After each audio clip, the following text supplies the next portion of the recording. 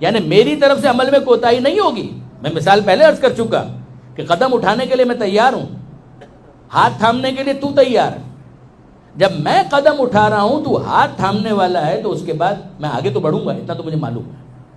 مگر میں کتنا آگے بڑھوں اور کتنا آگے نہیں بڑھ سکوں, میں اس کا فیصلہ تجھ پر چھوڑتا ہوں.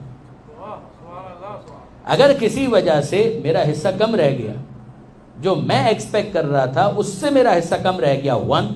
نمبر 2, میری طرف سے کوئی کوتاہی نہیں ہوئی, تو اب اگر تیرا فیصلہ یہ ہے کہ یہ حصہ میرا رہے, تو جو تو نے میرا حصہ مقرر کیا ہے اس پر مجھے راضی رہنے کی توفیق عطا فرما. اب میں حاسد نہ بن جاؤں, اب میں جیلس نہ ہوں, اس لیے کہ میں دیکھوں گا کہ دوسرے بہت سارے افراد ہیں وہ آگے بڑھ گئے, مجھے نہیں معلوم ہے کہ تو نے راضی ہو کر دیا ہے یا کوئی آزمائش ہے. بہت توجہ کیجئے گا, مجھے نہیں معلوم ہے کہ تو نے جو اسے دیا ہے تو اس سے راضی ہو کر تو نے دیا, یا تو نے اس کی کوئی آزمائش خاص اس کے لیے رکھی ہے جس آزمائش سے مجھے دور رکھا. یہ تو میدان قیامت میں جب رزلٹ آؤٹ ہوگا تب پتا چلے گا کہ ہر ایک کا کوشچن پیپر کیا تھا. ہر ایک کا کوشچن پیپر سیم نہیں ہے برادران عزیز. اسی لیے پروردگار فرماتا ہے لا تتمنوا ما فضل اللہ بہ بعضکم علی بعض, کہ اگر تم دیکھو کہ بعض کو کسی خاص چیز کے اندر خدا نے زیادہ دیا ہے تو تمنا کر کر کے اس کے لیے اپنے آپ کو ہلکان مت کرو. اس کا پیپر کچھ اور ہے, تمہارا پیپر کچھ اور ہے. تمہاری صلاحیتیں اور ہیں, تمہارا پوٹینشل اور ہے, اس کی صلاحیتیں اور ہیں, اس کا پوٹینشل اور ہے. تم سے مانگا کچھ اور ہے, اس سے مانگا کچھ اور ہے. تم خدا سے مانگو اور بے شک مانگو, مگر مانگتے مانگتے اس بات کو ذہن میں رکھو کہ آخر میں جو خدا نے تمہارا حصہ مقرر کیا ہے, پھر یاد رکھیے گا یہ 2 پوائنٹس, کہ ایک رزلٹ وہ نہیں آیا کہ جو میں انٹیسپیٹ کر رہا تھا, میں ایکسپیکٹ کر رہا تھا, اور دوسری چیز میری طرف سے کوئی کوتاہی نہیں ہوئی, میری طرف سے کوئی کمی نہیں رہ گئی. یہ نہ ہو کہ انسان اپنی سستی کو خدا کی مرضی کہہ کر اس پر پردہ ڈالنے کی کوشش کرے, یہ نہ ہو. اگر کوتاہی اس بندے کی طرف سے, وہ محنت کرنے کے لیے تیار نہیں اور وہ کہے کہ ہاں جو خدا کی مرضی, یہ کیا بات ہے؟ تو پروردگار عالم نے تو پہلے ہی کہا تھا کہ کوشش تو تم کو کرنی ہے. غور فرمایا آپ نے برادران عزیز. لیکن ایک مرتبہ انسان نے اپنی ایفرٹس کر لی, کوشش کر لی, زحمتیں اٹھا لی, محنت کر لی, پسینہ بہایا, اور پھر اس کے بعد رزلٹ وہ نہیں آیا, کوشش میں اس نے کمی نہیں کی, تو اب اس کا مطلب کیا ہے؟ اس کا مطلب یہ ہے کہ یہاں پر پروردگار عالم اس سے زیادہ اس موقع پر اس کو نہیں دینا چاہتا. وہ یہ کہے کہ انت جعلنی بقسمک راضیا قانعا, کہ اے پروردگار جو حصہ تو نے میرا مقرر کیا ہے اس پر مجھے راضی رہنے کی توفیق عطا فرما. یہاں پر آئیے 8ویں امام کا یہ جملہ سنیے. اس موقع پر جن کے نام کا حصہ بن گیا رضا, یعنی وہ کتنا خدا سے راضی ہوگا کہ اس کے نام کی جگہ ہم اس کو رضا کے نام سے جانتے ہیں. وہ رضا, امام رضا علیہ السلام, انہوں نے رضایت پروردگار کو سمجھانے کے لیے ایک عجیب جملہ کہا, اور انصافاً مجھے بہت فیسینیٹ کرتا ہے. ایک تو طالب علم کی حیثیت سے میں تو اپنے تجربات آپ کے ساتھ شیئر کر رہا ہوں.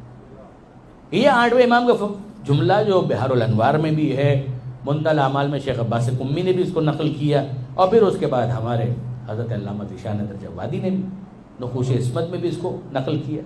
کیا خوبصورت جملہ, رضایت پروردگار.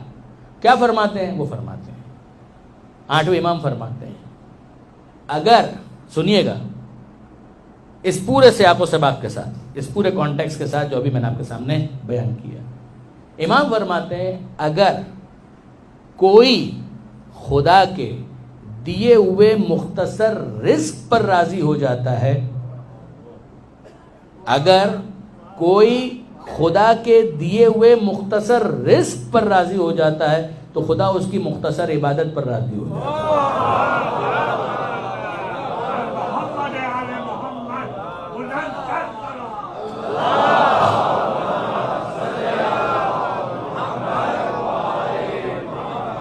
برادران عزیز, انصافاً میں آپ سے عرض کرتا ہوں کہ $1 ملین کا اگر کوئی جملہ ہو سکتا ہے تو یہ, قیمت تو لگائی نہیں جا سکتی, پرائس لیس, لیکن یقین جانیے برادران عزیز, انتہائی قیمتی جملہ.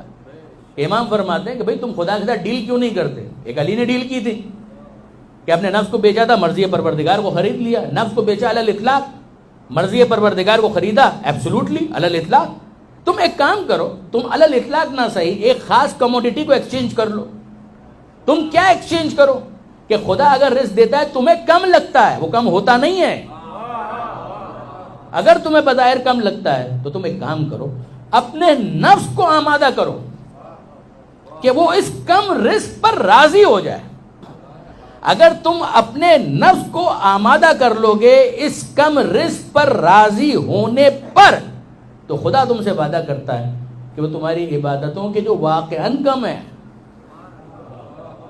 تم جتنی بھی کر لو وہ عبادتیں کم ہیں. ذرا غور کیجئے گا، میں نے عرض کیا تھا وہ رزق جو تمہیں کم لگتا ہے وہ کم نہیں ہے، لیکن جو تمہیں کم لگتا ہے اس پر تم راضی ہو جاؤ تو تمہاری عبادتیں جو واقعاً کم ہیں اس پر خدا راضی ہو جائے گا. کوئی بات نہیں، میرا بندہ ہے، میں اس کی اس عبادت کے اوپر بھی راضی ہو جاتا ہوں. آپ نے غور فرمایا برادران عزیز؟ 8ویں امام کا یہ جملہ اگر ہو سکے، آپ انٹرنیٹ کے اوپر جائیے، کتاب کے حوالے بھی میں نے آپ کو دیے، اس پر دیکھیے. یہ وہ جملہ ہے کہ جس کو فارورڈ کرنا چاہیے انصافی. اگر کوئی کہے کہ 8ویں امام کی زندگی سے ہم کیا فارورڈ کریں، تو بہت ساری چیزیں ہیں جو آپ فارورڈ کر سکتے ہیں، مگر فیبریکیشن کی کوئی ضرورت نہیں ہے، کسی تصنع کی ضرورت نہیں، کسی کاسمیٹک کی ضرورت نہیں ہے، کسی بناوٹ کی ضرورت نہیں ہے. یہ جینون جملہ ہے 8ویں امام کا.